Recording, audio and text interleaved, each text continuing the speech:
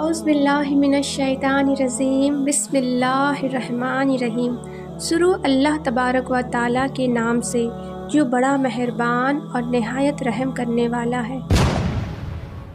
اس دنیا کے اندر اللہ تبارک و تعالیٰ نے انسانوں کے ساتھ ساتھ جانوروں، پرندوں اور کیڑے مکوڑوں کو بھی پیدا کیا ہے، اور ان کی زندگی بھی ایک دن ختم ہو جائے گی اور وہ بھی انسانوں کی طرح موت کا مزہ چکھیں گے۔ جیسے کہ اللہ تبارک و تعالیٰ قرآن پاک میں کچھ اس طرح ارشاد فرماتا ہے، ترجمہ: ہر وہ چیز جس کے اندر جان ہے اس کو ایک نہ ایک دن مرنا ہے۔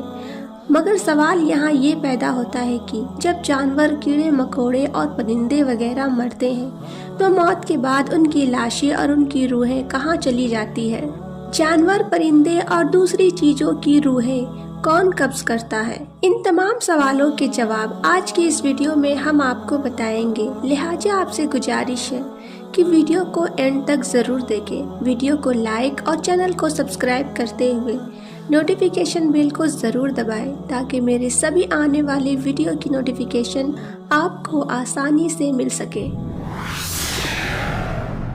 جیسے آپ کو پتا ہے، موت کے فرشتے حضرت عزرائیل علیہ السلام ہیں جو انسانوں کی روح کو قبض کرتے ہیں، تو ویسے ہی یہ جانور، پرندے اور کیڑے مکوڑے جو ہوتے ہیں، ان کی روح کون قبض کرتا ہے؟ آپ کو یہ جان کر بہت حیرانی ہوگی، اور آپ کو یہ بھی بتائیں گے کہ کیا جب جانور مرتے ہیں تو ان کے ساتھی جانور بھی ان پر روتے ہیں؟ دنیا کے کئی علاقوں میں بہت سے پرندے، بلیاں، چوہے اور دوسرے جانور پائے جاتے ہیں، اور یہ جانور بھی بغیر کسی حادثے کے ایک دن ختم ہو جاتے ہیں، مگر ان کے مردہ جسم اور لاشیں ہمیں کہیں بھی نظر نہیں آتی۔ آپ نے حادثے پر مرنے والے جانوروں کی لاشیں دیکھی ہوں گی، جیسے کسی روڈ پر گاڑی کی ٹکر سے مرنے والے جانور یا پھر بجلی کے تاروں میں الجھ کر مرنے والے پرندے آپ نے دیکھے ہوں گے، مگر جو جانور قدرتی موت سے مرتے ہیں ان کی لاشیں کہاں چلی جاتی ہے؟ ہمیں ان مردہ جانوروں کی لاشیں تو نظر نہیں آتی ہے جو قید میں مر جائے، یا پھر انہیں زہر دے کر مار دیا جائے،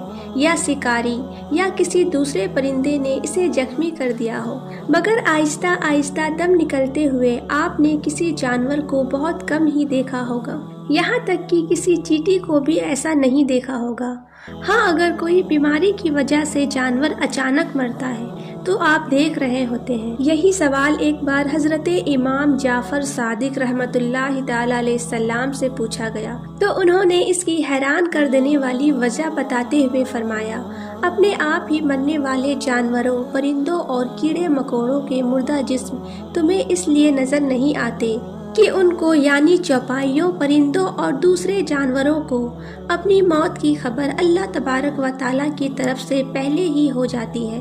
اور وہ موت کے آنے سے پہلے پہلے پہاڑوں، گفاؤں، درختوں کے کھوکھلے تنوں، زمین کے سرنگوں یا گہرے گڈھے میں جا کر بیٹھ جاتے ہیں اور وہیں مر جاتے ہیں۔ یہ اللہ تبارک و تعالیٰ کا قانون ہے، جس کی وجہ سے آج انسان سکون سے سانس لے رہے ہیں، ورنہ اگر باقی جانوروں، کیڑے مکوڑوں کو چھوڑ کر صرف پرندوں کو لے لیا جائے تو ایک اندازے کے حساب سے اس دنیا میں 700 ارب سے بھی زیادہ پرندے موجود ہیں۔ اگر یہ پرندے خود سے کہیں بھی ادھر ادھر مر جاتے تو زمین پر پیر رکھنے کی جگہ نہیں ملتی، ہر طرف ان کے مردہ جسم ہوتے جو گندگی اور بہت سی بیماریوں کی وجہ بنتے۔ اس لیے اللہ تبارک و تعالیٰ نے قرآن پاک میں کچھ اس طرح ارشاد فرمایا، ترجمہ: تو تم اپنے پروردگار کی کون کون سی نعمتوں کو جھٹلاؤ گے؟ جانوروں کی روح کون قبض کرتا ہے، کون نکالتا ہے؟ کیا انسانوں کی طرح حضرت عزرائیل علیہ السلام یعنی کہ ملک الموت جانوروں کی روح بھی قبض کرتے ہیں؟ اس بات کی حقیقت تو اللہ تبارک و تعالیٰ کو ہی ہے، وہ بہتر جانتا ہے، مگر ایک حدیث میں ہے کہ جانوروں، کیڑے مکوڑوں اور درختوں کی روح تسبیح میں ہے، تو جب ان کی تسبیح ختم ہو جاتی ہے تو ان کو موت آ جاتی ہے، لہٰذا ان کی موت ملک الموت کے قبضے میں نہیں۔ اور اس بارے میں کئی روایت بھی موجود ہیں، اور ایک روایت یہ ہے کہ ایک فرشتہ جنات کی اور ایک شیطانوں کی اور ایک فرشتہ پرندوں یا مچھلیوں، کیڑوں مکوڑوں کی روح کو قبض کرنے کی ڈیوٹی دی گئی ہے۔ ویسے اس بارے میں کئی روایت ہے کہ کہ کچھ روایت سے یہ پتہ چلتا ہے کہ ملک الموت ہر جاندار یعنی انسانوں، جنوں اور دوسری چیزوں کی روح قبض کرتے ہیں۔ کچھ روایت سے اس بات کی طرف اشارہ ملتا ہے کہ سبھی جانوروں کی روحیں قبض کرنے کی ذمہ داری اللہ تبارک و تعالیٰ نے ملک الموت یعنی حضرت عزرائیل علیہ السلام کو سونپی ہوئی ہے۔ ایک روایت میں ہے کہ ملک الموت علیہ السلام نے ایک مرتبہ حضرت محمد مصطفیٰ صلی اللہ تعالیٰ علیہ وسلم سے عرض کیا کہ میں ایک مچھر کی روح بھی اللہ تبارک و تعالیٰ کے حکم کے بغیر اپنی مرضی سے قبض نہیں کر سکتا۔ چنانچہ اس بات سے اشارہ ملتا ہے کہ مچھر کی روح قبض کرنے کا حکم بھی اللہ تبارک و تعالیٰ نے حضرت عزرائیل علیہ السلام کو دیا ہے۔ امام قرطبی رحمۃ اللہ تعالیٰ علیہ اس بارے میں ارشاد فرماتے ہیں کہ اس حدیث مبارک سے پتہ چلتا ہے کہ ہر وہ چیز جس کے اندر جان ہے اس کی روحیں قبض کرنے کی ذمہ داری اللہ تبارک و تعالیٰ نے ملک الموت یعنی حضرت عزرائیل علیہ السلام کو دی ہوئی ہے۔ امام مالک بن انس رحمۃ اللہ تعالیٰ عنہ سے ایک مرتبہ ایک شخص نے پوچھا کہ کیا مچھروں کی روح بھی ملک الموت علیہ السلام قبض کرتے ہیں؟ تو انہوں نے پوچھا کیا ان میں جان ہوتی ہے؟ تو جواب دیا گیا جی ہاں۔ تو آپ رحمۃ اللہ تعالیٰ علیہ نے ارشاد فرمایا کہ بس ان کی جان بھی ملک الموت علیہ السلام قبض کرتے ہیں۔ جانور بھی جانتے ہیں کہ ان کو موت آنے والی ہے۔ اس بارے میں تحقیق کرنے والوں کے بیچ اختلاف پایا جاتا ہے، مگر کچھ روایت میں ہے کہ حضرت موسیٰ علیہ السلام کے زمانے کا ایک واقعہ جسے مولانا روم رحمۃ اللہ تعالیٰ علیہ نے اپنی کتاب حکایت رومی میں لکھا ہے کہ ایک مرتبہ ایک شخص حضرت موسیٰ علیہ السلام سے آ کر کہنے لگا کہ میرے گھر میں ایک کتا اور ایک مرغی ہے، میں ان کی بولی جاننا چاہتا ہوں۔ آپ علیہ السلام نے ان کو منع کیا، لیکن جب اس نے ضد کی تو اللہ تبارک و تعالیٰ کے حکم سے ایسا ہو گیا،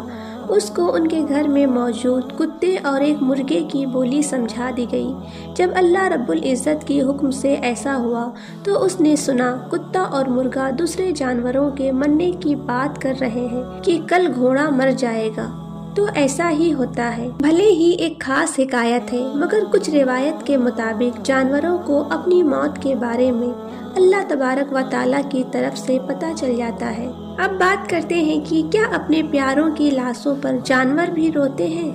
تو ایسے کئی واقعات بھی سامنے آئے ہیں جن سے یہ ثابت ہوتا ہے کہ اکثر جانور اپنے ساتھی کے مرنے پر روتے ہیں اور چیختے چلاتے ہیں۔ پرندوں میں کوے کے بارے میں آتا ہے کہ کوہ 10 دن تک غم مناتا ہے، اور ہاتھی اور بھیڑیے بھی آواز نکال کر اپنے غم کا اظہار کرتے ہیں۔ اس کے علاوہ مرنے والوں میں رونے اور چیخنے چلانے کے حوالے سے سب سے زیادہ مشہور جانور بندر ہے، جو بالکل انسانوں کی طرح چیختا چلاتا ہے، اور اگر کسی بندریا کا بچہ مر جائے تو اس کا رونا دیکھنے لائق ہوتا ہے۔ کیا آپ جانتے ہیں جس طرح انسانوں کے جذبات ہوتے ہیں اسی طرح جانوروں اور درختوں کے بھی جذبات ہوتے ہیں؟ جیسے انسان غم، خوشی، تکلیف اور راحت محسوس کرتا ہے، اسی طرح درخت اور جانور بھی ان ساری چیزوں کو محسوس کر سکتے ہیں۔ ماہرین نے اس بات کو مانا ہے کہ